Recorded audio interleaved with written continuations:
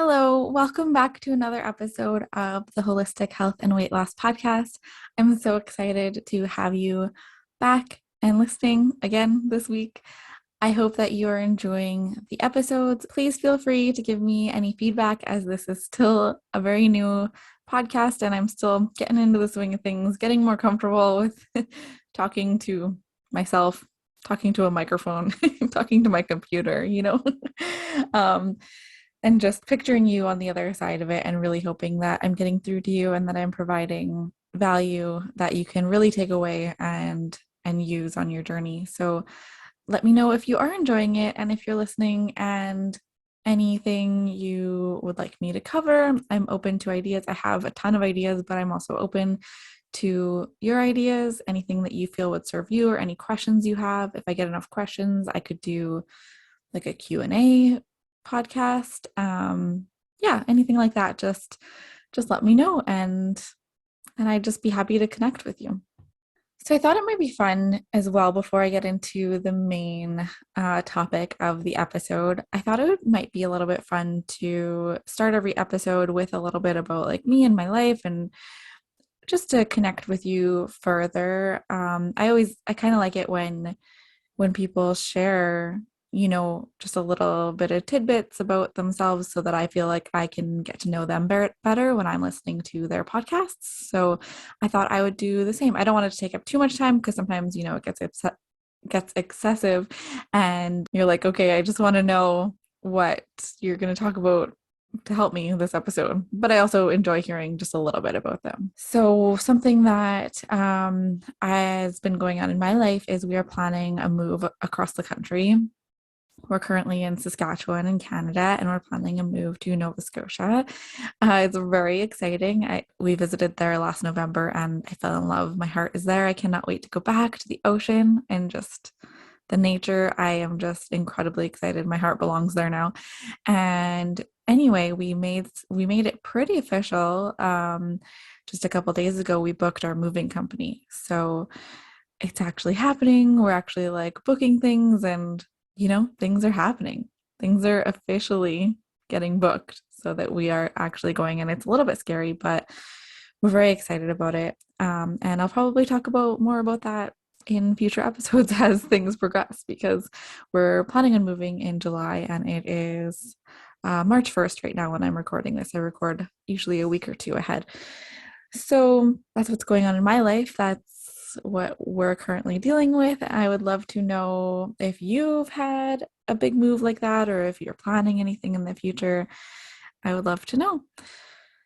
Okay, so now to get into the actual topic of the episode. So I'm going to share with you a couple different ways of creating goals and how you may be doing it in a way that's not as effective as this other way that I'm going to share with you, because I feel like most people do it the less effective way. And I'm going to share with you why it's less effective as well and why you may want to choose the other way that I'm going to recommend. So having a weight loss goal based on just that, like your weight loss, like your end goal, that you have it in your head, how you're going to look, that number on the scale, maybe the number in measurements, whatever your goal is based off of, it's an outcome-based goal, right? And so setting a specific goal like this can be detrimental to your success. Because first of all, you don't actually know for sure if you can reach that goal that you set for yourself. And so you could be setting yourself up for failure without even realizing it. And then when you don't hit that goal, you feel like a failure or you feel defeated, or you may go back and gain all the weight back that you lost. Any progress that you made, you might not be happy with. And so like you see how this can be a very detrimental way of approaching it when it comes to your mindset. Instead, I recommend setting goals based on behaviors, systems, and habits, things that you can control, right? Like you cannot control how your body is going to react, but you can control what you do. And if you focus on getting healthy and creating these healthy habits, doing these healthy behaviors each day, that is going to be more beneficial to you in the long run than having this way far away, potentially unattainable weight loss goal, right?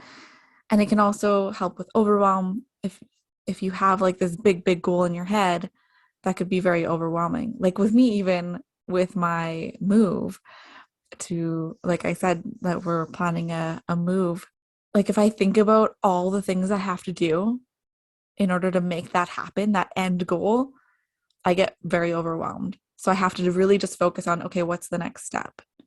And that's something that you can do. Focus on the next step that you need to take instead of that big end goal. And then you're much more likely to keep going and to not feel overwhelmed, to not feel discouraged. So just to give a couple examples in case you're not quite grasping what I'm saying. So an example of an outcome-based goal would be, I want to lose 40 pounds, right? That's a big goal. So instead of having a big goal like that big end goal, right? You could have a goal instead of, okay, I'm going to cook dinner at home each day, or I'm going to go for a walk each morning, things like that. Behavior goals. The next step, one step you can add into your daily routine is a really good way of going about it. So when it comes to those big, outcome-based weight loss goals, they're typically influenced by external factors anyway, right? Like you're probably looking at someone else and being like, oh, I want to look like that. Or maybe you're looking back at like yourself as a teenager and, oh, I want to look like that. Or yourself before you had kids. I want to look like that, and that might be unattainable because, if we're in our 30s, it's pretty much impossible for us to look like we did when we were 16. As much as we like want to have that body back sometimes, right? It's not a realistic goal. And also comparing yourself to someone else, that's not going to be a realistic goal either, because chances are that person has a different body type than you. We all have different body types. We are all uniquely us, right? We're unique. We have unique bodies and we have unique inside stuff going on too. We have unique digestion. We have unique sensitivities. We have everything about us is unique. And so you cannot compare yourself. Well, you can, but you should not compare to yourself to someone else, especially how they look and how they're eating and how they're exercising. While you can take inspiration and you can take like recommendations and suggestions from, someone like myself, but I don't want you to look at my body and be like, hey, I want her body, because you want your body. What you really want is your healthy body, your unique, healthy body. So don't go based on what someone else looks like or even someone else's goal or how you used to be, because you are different than you used to be as well, especially if you've had kids. Your body is completely different. And so what we really should be focusing on is getting our unique, healthy body. And you're not going to necessarily know what exactly that looks like or what exactly that feels like. And it's a work in progress too. So having that end goal is really a diet mentality, because there is no end goal in a healthy lifestyle. You're always working on it. You're always working on it. Same with, if you've ever had depression or mental illness, that doesn't just go away. You don't just get to a point where, okay, I don't have depression anymore.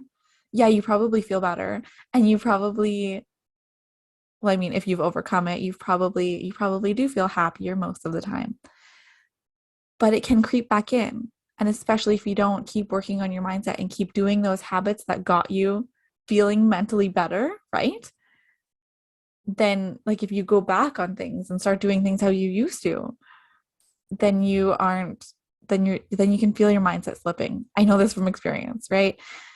And it's the same with creating a healthy lifestyle. It's the same with weight loss. You create these healthy habits to keep them in your life. You don't go on a temporary diet and then go back to how you used to eat. That's not how it works. It's a lifelong journey. Create these healthy habits that you will adapt for life, you will keep for life. And that's when it becomes a healthy lifestyle. And that's when you get the success and you keep it. You don't gain the weight back, right? As long as you keep those healthy habits and you know, keep implementing more too if there's more to do, but you keep going. It's a journey. It's a lifelong journey, staying healthy. Okay, so I went on a little ramble there. I told you, I ramble. Okay, so again, with these outcome-based weight loss goals, they don't provide very many benefits. They are often unrealistic. They can prevent you from focusing on other changes that are happening, like, how you feel when you're getting healthier, your improvements in energy, your improved moods, your improved digestion. You're probably having better sleep. You might be feeling less stressed, things like that. You don't notice those things when you're just hyper focused on that end goal, right? When you're just focusing on that outcome that you want to get to. Also, with these outcome-based goals, like I mentioned, they're usually out of your control. So like I said, you can control the behaviors you choose to do, but you can't necessarily control how your body will respond. And it can be really helpful, instead of being hyper focused on that goal, it can be helpful to, say, okay, here's what I can tweak about my current routine. And just focus on those behaviors, right? Which behaviors can you tweak? Which ones can be improved? Which ones should you stop doing, or be doing less? Things like that is really going to help you progress in this journey, instead of being hyper focused on that end goal and wondering why you're not there when you're doing all the things right? And if it's a big goal, as I mentioned a bit before, it could be really overwhelming and prevent you from even starting, right? It could be so overwhelming that you're afraid to start because looking at that big goal and all the things you need to do to get there, it's just so overwhelming, right? So focusing on small habit changes, one step at a time, remember how I said that one next step can make the changes feel more manageable. And then another thing about the outcome-based goals is if you don't get to that desired result at the end, you're probably going to feel like a failure. You might want to restrict more or push harder at the gym, right? Have you ever felt like that? Or you might blame yourself. Oh, what am I doing wrong? What could I be doing more? How do I do more? Eat less, move more, stuff like that, right? Which isn't healthy and probably isn't going to work in the long run anyway. That's not how you set up a sustainable plan. So instead, you can look at which behaviors could be improved or adjusted, like I talked about before, or what else might be going on. Maybe it has nothing to do with food or exercise like you're focusing on. Maybe you're not getting enough sleep. Maybe your stress levels are too high. Maybe there's something hormonally going on, or thyroid, or, any of these other factors that it could be. So focusing on behaviors or habits, right, instead can really help you feel less overwhelmed and remain consistent in your journey. So these behaviors or habits can empower you to keep going and keep taking action, even when it gets harder, right? Because it's just little small things. They're more manageable and more realistic. You can follow little action steps on your journey and focus on the systems you're creating, the healthy habits you're creating. And then you can enjoy the journey and you can feel how it feels as things are changing, as you made this one habit change, and a couple weeks later you might notice you have more energy, or even sooner than that, honestly. But you know what I mean? Focus on how it feels. Just focus on enjoying the journey, like really allow space for enjoying the journey. And then these behaviors can help you continue living this way for life. Like I said, this is a lifelong journey. So instead of having that end goal, that big end goal, where you would stop your diet or your plan, and then what? Then what do you do? What do you do after you stop a diet? Well, that's why so many people gain it back, because they have that end goal where their diet stops. Okay, now I can eat all the food I love again. And then what happens? Right? They end up getting it all back. So instead, if you focus on creating healthy habits, and by the way, including foods that you love in your plan, okay, not just cutting them all out and waiting until you get your goal and then putting them back in. Trust me, that's not going to work. Okay. Keeping them in, keeping the foods you love in your healthy lifestyle plan, and just making these small changes day by day, week by week. That's going to help you create this healthy lifestyle that will get you into your healthy body. It will get you to your goals, your goal of a healthy body, and you'll be able to maintain it for life because you've set up these systems, right? It's not about a diet, a temporary diet. It's about permanent, lifelong, healthy habits, healthy systems that are going to carry you through life. And these behaviors, this behavior style of goals also gives you more control. It allows you to adjust and shift and improve. If you're not hyper focused on that end goal, you have a lot more space to like play around with it and find what really works. Okay, so here's some things that you can do. So you can start a journal, start a food journal or whatever you want to call it. Look for ways to add in new behaviors that will benefit your health and ultimately lead to your weight loss goals. This allows you to really look at what may be working, what might not be working, and just adjust and tweak as you go. The second thing is to take baby steps, right? One step at a time. Choose only 1 or 2 new behaviors per week and make them specific. Make it a specific goal.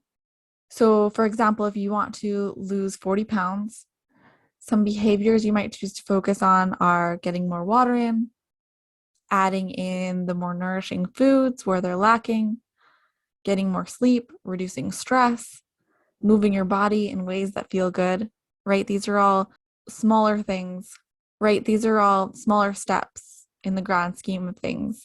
But then I want you to break those down into even smaller steps for each, okay? So for example, one step could be having 1 cup of water in the morning, each morning. Okay, so that's very specific and it's a very small step. Just have 1 cup of water, after you go to the bathroom, after you brush your teeth, but before you eat anything else. Or another example could be adding 20 grams of protein to every lunch, right? Very specific. Also very manageable. Feels like you can do that, right? It's just 1 meal a day. Add that protein in every day. And doing it every day like that makes it a habit, which is my third. Is it 3 or 4? How many did I say? My next step of what to do is to focus on making it a habit. So turn it into an everyday goal instead of just a few times a week, because that'll help with consistency, because then it's every single day you're doing it. So if you have to start super, super micro small in order to do it every day, then do that. So maybe, you don't actually have that cup of water in the morning, right? Maybe you start with just getting that glass and pouring the water. And then maybe you go on to have your coffee or eat something, and then you have that glass of water later. But you don't want to put too much pressure on yourself. So if you are committing to that 1 cup of water in the morning, if that's too much, then just start by pouring the cup or taking the cup out of the cupboard. Make that a habit that you take the cup out of the cupboard. And then maybe next week you can pour water into it. And then the next week you drink it. Right? Do you see how you can just break it down into these tiny, tiny micro habits so that you're creating a habit and really working toward that behavior goal of having 1 cup of water every morning. So those are my tips. That is how you can create more effective goals in your weight loss journey. I hope that really helped. I hope you can take something away from this episode and put it into your life to help you reach your goals and ultimately get healthier. And remember, this is an imperfect, healthy lifestyle you're creating, an imperfect, healthy lifestyle that allows for humanness, Remember, you are human. You are an imperfect human. So stop complicating it. Stop making it overwhelming. Stop looking for perfect. Just start diving in, start creating these tiny little habits and just keep going. Keep adding more and more and more until you're healthy. That's really as simple as it is. Add these tiny healthy habits, one step at a time, micro if you need to, and just keep going. Stay consistent, and you will get there, I promise. And of course, if you need help with this, reach out to me on Instagram at Nutrition with Samantha, and I would be happy to chat with you about how I can help, or check out my online course, Transformational Weight Loss. It tells you exactly what to do, helps you with your mindset, helps you become unstoppable in your journey. And check the show notes for a discount code. Podcast listeners get a special discount for the course because I appreciate you listening to my podcast so much. Okay. I hope you have a fantastic week, and I will talk to you again next week.